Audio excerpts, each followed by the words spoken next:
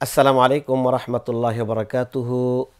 সম্মানিত সুপ্রিয় দর্শক শ্রোতা মণ্ডলী, কাছে এবং দূরে, দেশে এবং প্রবাসে যে আমাদের তাফসিরুল কোরআন প্রোগ্রামের সাথে যুক্ত হয়েছেন সকলকে আমরা পেনভিশন টেলিভিশনের ধারাবাহিক তাফসিরুল কোরআন প্রোগ্রামের পক্ষ থেকে আমরা স্বাগতম এবং শুভেচ্ছা জ্ঞাপন করছি। আজকের এই পর্বে আমরা সূরা আল বাকারার 222 নম্বর আয়াত থেকে তাফসির উপস্থাপন করব। আল্লাহ রাব্বুল আলামিনের তৌফিক কামনা করছি।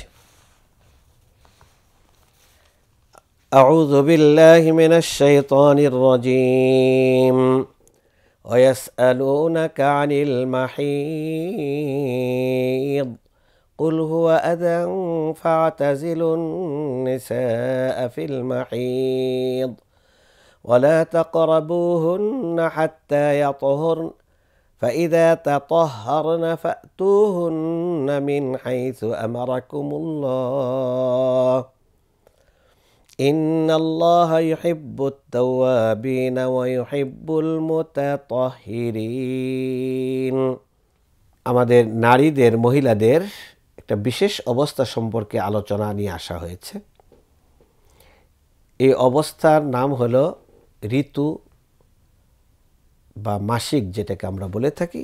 সে মাসিক অবস্থা নিয়ে এখানে আলোচনা করা হয়েছে। শব্দের দিকে লক্ষ্য করলে আমরা দেখি মাহিদ শব্দটা আনা হয়েছে। মাহিদ শব্দ হলো মাসিক বা হায়েস বা ঋতু। হায়েস শব্দের অর্থটা এখানে ব্যবহৃত আরবিতে কোনো জিনিস প্রবাহিত হওয়া ইত্যাদি। আর ঋতু অবস্থায়ও মহিলাদের থেকে এখানে অনাকাঙ্ক্ষিত বা অপবিত্র রক্তগুলো প্রবাহিত হয়। আর দ্বিতীয় শব্দটি আল্লাহ এনেছেন আদা। আদা মানে হলো ময়লা অথবা অপবিত্রতা, যেটা মানুষ স্বভাবতই অপছন্দ করে, সেটাকে বলা হয় আজা। এরপর আল্লাহ শব্দ ব্যবহার করেছেন ফা আতাজিলুন নিসা। ইতিজাল, ইতিজাল মানে হলো তাকে পরিহার করা, তার থেকে একটু দূরত্ব বজায় রেখে চলা ইত্যাদি। এখানে ইতিজাল বলতে হলো তার সাথে বেশি মানে যেটাকে পার্সোনাল রিলেশনটাকে অ্যাভয়েড করতে বলা হয়েছে। ইয়াতহরনা শব্দের অর্থ হলো মাসিক বন্ধ হয়ে যাওয়া, আর ইয়াতাতাহহারনা অর্থ হলো বন্ধ হয়ে যাওয়ার পরে পানি দ্বারা বা গোসল করে পরিচ্ছন্নতা অর্জন করা। দ্বিতীয় আয়াতে আল্লাহ বলতেছেন নিসাউকুম হারসুল লাকুম। হার শব্দ অর্থ হইল যেখানে মানুষ বীজ বপন করে, এমন জায়গাকে হার্স বলা হয় ফসল আবাদ করার জন্য। এখানে আল্লাহ রাব্বুল আলামিন অত্যন্ত সূক্ষ্মভাবে ইঙ্গিতে তার ভবিষ্যৎ প্রজন্মকে আবাদ করা, অর্থাৎ সন্তান সন্ততিকে গ্রহণ করার বিষয়টিকে ইঙ্গিত করেছেন। আন্না শি'তুম, এই শব্দটি অত্যন্ত তাৎপর্যমণ্ডিত, যে তোমার স্ত্রী, তুমি স্ত্রীর সাথে পার্সোনাল রিলেশনে যেভাবে ইচ্ছা সেভাবেই যেতে পারো। আমরা সামনে এটা নিয়ে আলোচনা করব। অকাদ্দিমু লিআনফুসিকুম, এটার উদ্দেশ্য হলো যে কোনো কল্যাণকর কাজের উদ্দেশ্য হলো আল্লাহ রাব্বুল আলামিনের সন্তুষ্টি বিধান করা, পরকালের জন্য কিছু সঞ্চয় করা। অতএব বিয়ের মাধ্যমে যে রিলেশনটা হবে, এটা তো আমার উদ্দেশ্য হবে আমার সতীত্ব, আমার সততা ইত্যাদিকে আমি রক্ষা করে আমি পরকালে আল্লাহর কাছে পুরস্কৃত হতে চাই। ওয়াত্তাকুল্লাহ, আল্লাহর এই বিধিবিধানকে মানার ক্ষেত্রে আল্লাহকে ভয় করা। এরপর আল্লাহ বলছেন অবাশশিরিল মুমিনিন, মুমিনদেরকে আপনি সুসংবাদ দিন। কিসের সুসংবাদ? যে তারা জান্নাতে আল্লাহর কাছে তাদের মর্যাদা অনেক বৃদ্ধি পাবে, এই সুসংবাদ যদি তারা আল্লাহর আদেশ নিষেধগুলোকে করণীয় এবং বর্জনীয় হিসাবে আমল করে। প্রথমত আয়াতের শানে নজুল নিয়ে আমি একটু কথা বলি। দুইটা শানে নজুল পাওয়া যায়। প্রথম শানে নজুলটি হলো আনাস রাদিয়াল্লাহু তাআলা আনহু থেকে বর্ণিত। তিনি বলছেন, ইহুদিদের আচরণ ছিল মহিলাদের সাথে অত্যন্ত আপত্তিকর। তাদের স্ত্রীদের মাসিক চলাকালীন তারা তাদের সাথে একসাথে বসে খাবার গ্রহণ করত না, একসাথে বসে তারা পানাহার করত না, একসাথে এক গড়ে তারা অবস্থান করত না। মহিলাদেরকে তারা অন্য গড়ে আবদ্ধ করে রাখত এই ঋতু চলাকালীন অবস্থায়। আর ইসলামে রাসূলুল্লাহ সাল্লাল্লাহু আলাইহি ওয়াসাল্লাম বললেন, একসাথে খেতে পারবে, একসাথে বসতে পারবে, একসাথে গড়ে থাকতে পারবে, এমনকি সকল কাজ করতে পারবে ইল্লা নিকাহ। এর মানে হলো তুমি নিকাহ করতে পারবে না, মানে তার সাথে পার্সোনাল মিলনে যেতে পারবে না, অথবা তার সাথে তুমি নাভি থেকে হাঁটু পর্যন্ত এই জায়গাটা তুমি পরিহার করতে হবে তার। এটা বলে দিয়েছেন। এত শিথিলতার কথা যখন ইহুদিরা শুনল, তখন রাসূলুল্লাহ সাল্লাল্লাহু আলাইহি সাল্লামের এই ঈমান ইসলাম নিয়ে এবং আল্লাহ রাসূলকে নিয়ে তারা বিভিন্ন ধরনের সমালোচনামূলক কথা এবং উক্তি প্রকাশ করতেছিল। তারা ইহুদি থেকে মুসলিম হয়েছিলেন আব্বাদ বিন বিশর, উসাইদ বিন হুদাইর রাদিয়াল্লাহু আনহুমা। তারা দুইজন একসময় আল্লাহ রাসূল সাল্লাল্লাহু আলাইহি সাল্লামের কাছে আসলেন। এসে ইহুদিদের বিভিন্ন সমালোচনা যখন তারা শুনলেন, তারাও কিছুটা অনেকটা আল্লাহ রাসূল সাল্লাল্লাহু আলাইহি সাল্লামকে এইভাবে বললেন, ইয়া রাসূলুল্লাহ, সব কিছুই করতে পারবো, তাহলে সঙ্গমটাও যদি আমরা করতে পারি, আফালা নুনকিহুন্না ফিল হাইজ, মাসিক অবস্থায়।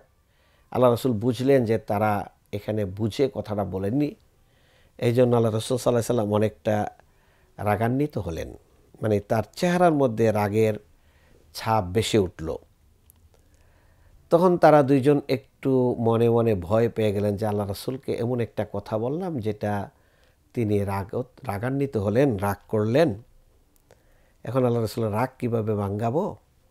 এর মধ্যেই তারা আল্লাহ রাসূলের কাছাকাছি থাকা অবস্থায় আল্লাহ রাসূলের ঘরে হাদিয়া হিসাবে, গিফট হিসাবে দুধ, প্রতিবেশী পক্ষ থেকে দুধ প্রেরণ করা হলো। রাসূলুল্লাহ সাল্লাল্লাহু আলাইহি সাল্লাম তাদেরকেও দুধ পান করাইলেন। এই দুধ পান করে তারা বুঝতে পারলেন যে আল্লাহ রাসূল যদি রাগান্বিতই থাকতেন তাহলে তো আমাদেরকে দুধ দিয়ে আপ্যায়ন করতেন না। যেহেতু আপ্যায়ন করেছেন, তাহলে আল্লাহ রাসূলের রাগ চলে গিয়েছে। এই শানে নজুল থেকে আমরা যে কথাটা আমরা পাই সেটা হলো ইহুদিদের আচরণ নারীদের সাথে কত মানে কঠিন ছিল, আর ইসলামের আচরণ নারীদের সাথে কত মধুর, এই বিষয়টা এখানে স্পষ্ট হয়ে যায়। তাহলে মানবতার ধর্ম এবং জীবন ব্যবস্থা হলো ইসলাম, যেখানে নারীদের ঋতু চলাকালীনও তাদের সাথে সকল কাজকর্মকে ইসলাম অনুমোদন করেছে। শুধুমাত্র একটা বিষয় নিষেধাজ্ঞা দিয়েছে, সেটা হলো তাদের সাথে পার্সোনাল রিলেশনে যাওয়া যাবে না, স্বামী স্ত্রী পার্সোনাল জামা বা সঙ্গমে যাবেন না।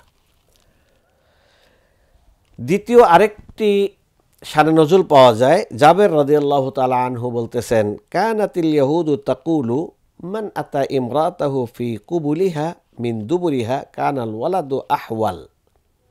যে ব্যক্তি স্ত্রীদের সাথে বিভিন্ন কৌশলে তার সাথে মিলিত হয়, অর্থাৎ পিছন দিক থেকে তার মানে যোনিপথেই সে মিলন করল, তাহলে সন্তান হয় অসম্পূর্ণ,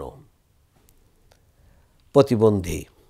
তখন আল্লাহ আয়াত নাজিল করলেন, নিসাউকুম হারসুল লাকুম ফাতু হারসাকুম আন্না শিতুম। তোমার স্ত্রী তোমাদের জন্য আবাদ করার জায়গা, তুমি যেভাবে ইচ্ছা সেভাবে তুমি তার সাথে মিলিত হতে পারো। এই অনুমোদন কোরআনে কারীম আমাদেরকে দিয়েছে। এখানে আমরা কয়েকটা বিধান নিয়ে আলোচনা করতে চাই। যে কোরআনে কারীমে আল্লাহ বলছেন, আর তারা আপনাকে রজস্রাব সম্বন্ধে জিজ্ঞাসা করে, আপনি বলুন তা অসুচি, কাজেই তোমরা রজস্রাবকালে স্ত্রী সঙ্গম থেকে বিরত থাকো এবং পবিত্র না হওয়া পর্যন্ত তাদের নিকটবর্তী হয় না, অর্থাৎ তাদের সাথে সঙ্গমে মিলিত হয় না। তারপর তারা যখন উত্তম রূপে পরিশুদ্ধ হবে তখন তাদের নিকট ঠিক সেভাবে গমন করবে যেভাবে আল্লাহ তোমাদেরকে আদেশ দিয়েছেন। নিশ্চয় আল্লাহ তাওবাকারীকে ভালোবাসেন এবং তাদেরকেও ভালোবাসেন যারা পবিত্র থাকে। তাহলে এই আয়াত থেকে আমরা বুঝতে পারি যে ফাতাজিলুন নিসা আফিল মাহিদ, তাদের মাসিক চলাকালে তোমরা তাদের সাথে পার্সোনাল মিলিত হবে না। এখন ইতিজাল আমরা এখানে আয়াত থেকে বুঝতে পারি যে আল্লাহ রাব্বুল আলামিন মাসিক অবস্থায় স্ত্রী থেকে দূরে থাকতে বলেছেন, অর্থাৎ সঙ্গম করাকে নিষেধ করেছেন। এখানে ইতিজাল বলতে বোঝানো হয়েছে কোন অংশ, জামিউল বাদান, তার শরীরের কোন অংশ থেকে আমি তৃপ্তি লাভ করতে পারবো না, এনজয় করতে পারবো না। আর এখানে মূল প্রাধান্য পায় এমন মন্তব্য হলো মা বাইনা সুররাতি ইলা রুকবা, নাভি থেকে হাঁটু পর্যন্ত এই অংশটুকুই নিষেধ করা হয়েছে যে স্ত্রী থেকে উপকৃত হওয়া তার ঋতু চলাকালীন। কারণ হাদিসে পাওয়া যায় রাসূলুল্লাহ সাল্লাল্লাহু আলাইহি সাল্লাম বলেছেন ইউবাশিরু নিসাআহু ফাওকাল ইজার ওহুন্না হাইদ, যে তার স্ত্রীদের সাথে তিনি মেলামেশা করতেন ইজার বা কাপড়ের উপর থেকে হায়েজ অবস্থায়, কাপড় খুলে নয়। এখন কেউ যদি এই ঋতু অবস্থায় তার স্ত্রীর সাথে মিলনে লিপ্ত হয়, এটার ইসলামী শরিয়া এটার জন্য কি করণীয় নির্ধারণ করেছে। ঋতু অবস্থায় স্ত্রীর সাথে মিলন করা এটা অবৈধ, এটা আমরা সবাই জানি। এই ক্ষেত্রে যদি কেউ ঘটায় ফেলে ঘটনা, তার জন্য কি করণীয়? জমহুর আলিম ইমাম মালিক, ইমাম শাফি, ইমাম আবু হানিফা রাহিমাহুমুল্লাহ বলতেছেন যে এখানে কোনো কিছু করণীয় একটাই আছে, সেটা হলো ইস্তেগফার করা, তাওবা করা আল্লাহর কাছে, যে আমি অন্যায় করেছি, গুনাহ করেছি, আল্লাহ আপনি মাফ করে দেন। আর ইমাম আহমদ বিন হাম্বল বলতেছেন যে এক দিনার, অন্য এক রাওয়ায়াতে বলছে আধা দিনার সাদকা করতে হবে। ইবনে আব্বাস রাদিয়াল্লাহু তাআলা আনহুমা থেকে একটি হাদিস বর্ণিত যে আল্লাহ রাসূল বলতেছেন আনিন নবী সাল্লাল্লাহু আলাইহি সাল্লাম ফিল্লাযী ইয়াতি ইমরাতাহু ওয়া হিয়া হায়েদ ইয়াতাসাদ্দাকু বিদিনার আও বিনিসফি দিনার। সুনানের কিতাবগুলোতে এটা পাওয়া যায় যে কেউ যদি ঋতু অবস্থায় তার স্ত্রীর সাথে সঙ্গমে লিপ্ত হয় তাহলে তার এক দিনার অথবা আধা দিনার সাদাকা করবে।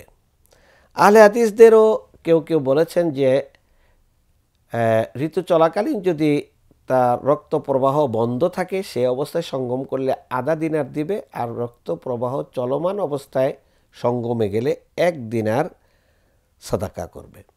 তা আমরা এটা আবশ্যকীয় বলি না, ইমাম কুরতুবী বলছেন যে এটা আবশ্যকীয় বিধান হিসেবে প্রমাণিত হয় না, এটা উত্তম। কেউ যদি এমনটা করে ফেলে তাহলে সে যেমনিভাবে তাওবা করবে এমনিভাবে সাদাকাও করবে। সাদাকা তওবা কবুল করার জন্য আল্লাহর কাছে এটাকে অত্যন্ত পজিটিভ ভূমিকা পালন করে।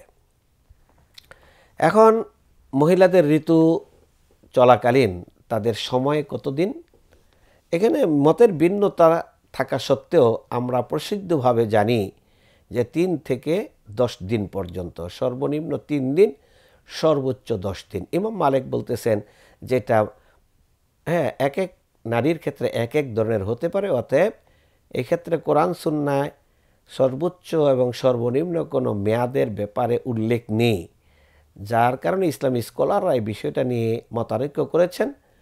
তাই ইমাম মালিক বলতেছেন এটা নারীর এক এক অভ্যাস হতে পারে, সেই অভ্যাসের উপর তাকে ছেড়ে দিতে হবে। এরপরে আমরা বলতে পারি যে কখন ঋতু বন্ধ হলে স্ত্রীর কাছে স্বামী যেতে পারবে। সেক্ষেত্রে কোরআনে বলতেছেন ওয়ালা তাকরাবুহুন্না হাত্তা ইয়াতহুরনা। ইয়াতহুরনা মানে হলো তার রক্ত প্রবাহ বন্ধ হয়ে যাওয়া। তো রক্ত প্রবাহ বন্ধ হয়ে গেলে তিনি পবিত্র হলেন। এখন পার্সোনাল রিলেশনে যাওয়ার জন্য তাকে একটু সময় দিতে হবে। সে সময়টুকু কতটুকু, সেটা হলো ফাইদা তাতাহহারনা, তিনি গোসল করে নেবেন। এটাই রুচিবোধের ব্যাপার। গোসল করে নেবেন, পরিচ্ছন্ন হয়ে নেবেন, তাহলে স্বামী স্ত্রীর যেটা তাদের পার্সোনাল রিলেশন এটা রুচিবোধের ব্যাপার হবে, আকর্ষণের ব্যাপার হবে। এখানে আল্লাহ কোরআনে ইয়াত্তাহারনা বলেছেন, মানে ভালো করে পবিত্রতা অর্জন, মানে গোসল করা। ইমাম আনিব রহমতুল্লাহ বলতেছেন গোসল করতে বিলম্ব হলেও গোসলের সময়টুকুকে সময় দিতে হবে, এই সময়টা তার জন্য দরকার। এতটুকু সময় দেওয়ার পরেই সংগ্রামে যাবে। সেটা কতটুকু, যে অজু করা বা নামাজ পড়তে বা গোসল করতে যে টাইমটুকু লাগে। আর ইমাম মুজাহিদ বলতেছেন না, শুধুমাত্র অপবিত্র জায়গাটুকু পরিচ্ছন্ন করবে আর নিজে নামাজের মতো করে একটু অজু করে নেবে, এতটুকুই যথেষ্ট।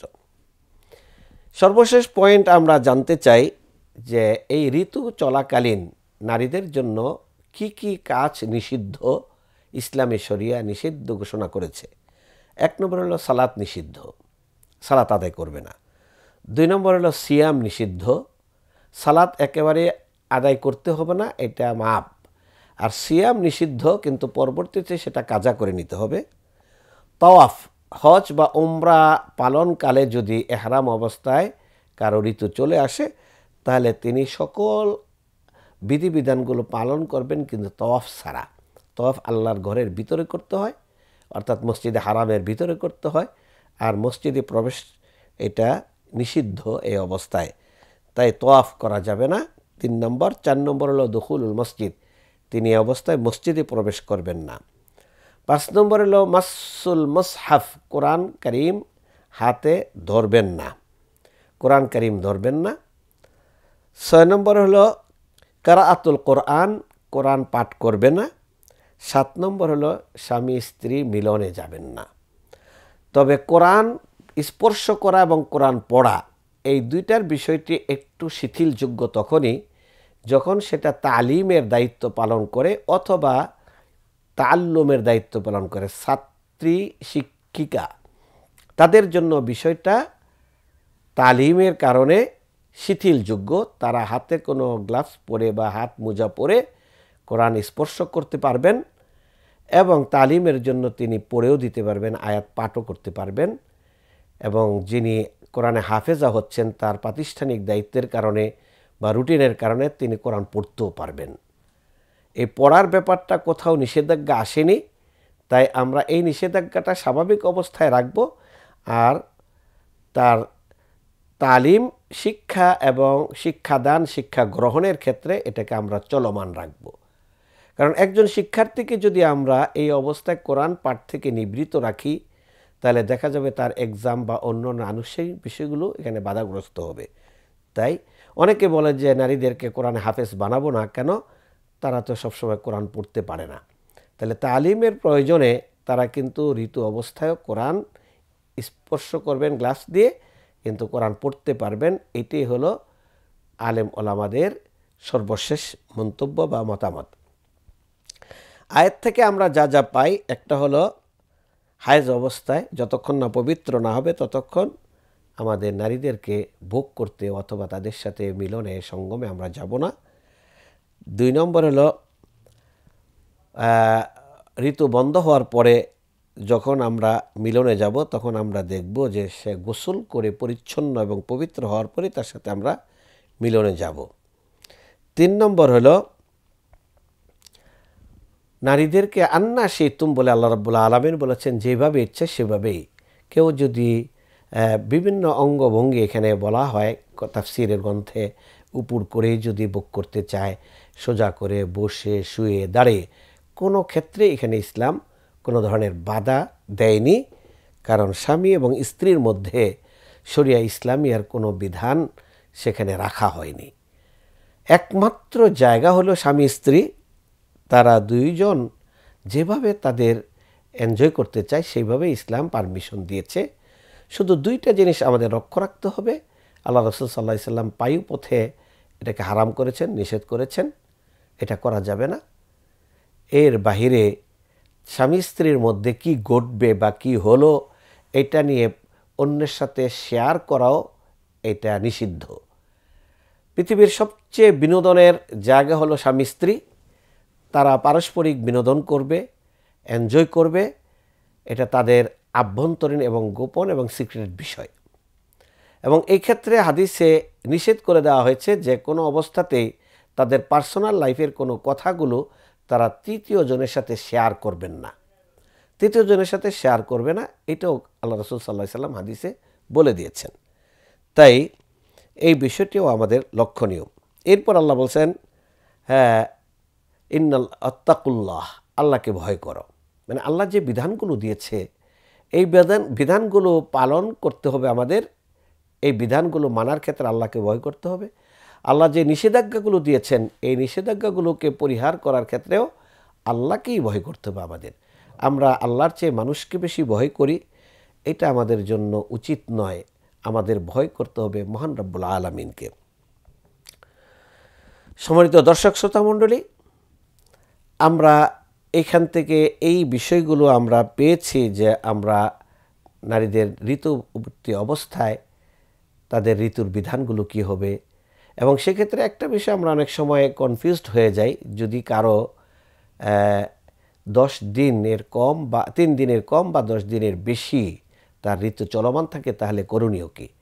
10 দিনের বেশি হলে এটা অবশ্যই মনে করতে হবে যে এটা তার মাসিক নয়, মাসিকের বাহিরে কোনো সমস্যা। সেই অবস্থায় সালাত, সিয়াম, শরীয়তের বিধান, স্ত্রী স্বামী রিলেশন, এগুলো সব কিছু চলমান থাকবে। যেগুলো নিষিদ্ধ 7টি কাজ আমরা বলেছি এগুলো সবগুলো সেখানে চলমান থাকবে। এটা তার ব্যক্তিগত রুচির ব্যাপার বা ব্যক্তিগত নিজেদের মধ্যকার আগ্রহের ব্যাপার, কিন্তু ইসলাম এই ব্যাপারে বিধান শিথিল করে দিয়েছে। 1, 3 দিনের কম হলেও সেটা ঋতু হিসাবে কাউন্ট হবে না, তবে সর্বনিম্ন 3 দিন কাউন্ট করতে হবে। কোনো মহিলা যদি রেগুলার তার একটা রুটিন থাকে যা 3 দিন বা 5 দিনের অভ্যাস, তাহলে সেটাকে তিনি মানবেন। হঠাৎ করে কোনো মাসে যদি বেড়ে কমে যায় তাহলে সেই মাসে তিনি আগের রুটিনকে অনুসরণ করবেন। এটা যদি একাধিক মাস রুটিন লঙ্ঘিত হয় তাহলে মনে করবেন যে তার অভ্যাসের মধ্যে পরিবর্তন ঘটেছে, ইরেগুলারিটি চলে আসছে, তাহলে তাকে আবার নতুন করে নতুন অভ্যাসের সাথে নিজেকে পরিচিত করে আমল করতে হবে। প্রিয় ভাইরা এবং বোনেরা, আমরা বলবো যে এই বিষয়গুলো যেহেতু প্রত্যেক দৈনন্দিন জীবনে আমাদের মাসলা মাসাইলের ব্যাপার, তাহলে মাসাইলের কিতাবগুলো থেকে আমরা সমাধান নিতে পারি অথবা বিজ্ঞজনের শরণাপন্ন হয়েও আমরা এগুলো সমাধান গ্রহণ করতে পারি। আল্লাহ রাব্বুল আলামিন আমাদেরকে সেই তৌফিক দান করুন, আমিন। ওয়াসাল্লাল্লাহু আলা নবিয়িনা মুহাম্মদ ওয়া আলিহি ওয়া সাহবিহি আজমাইন। আসসালামু আলাইকুম ওয়া রাহমাতুল্লাহি ওয়া বারাকাতুহু।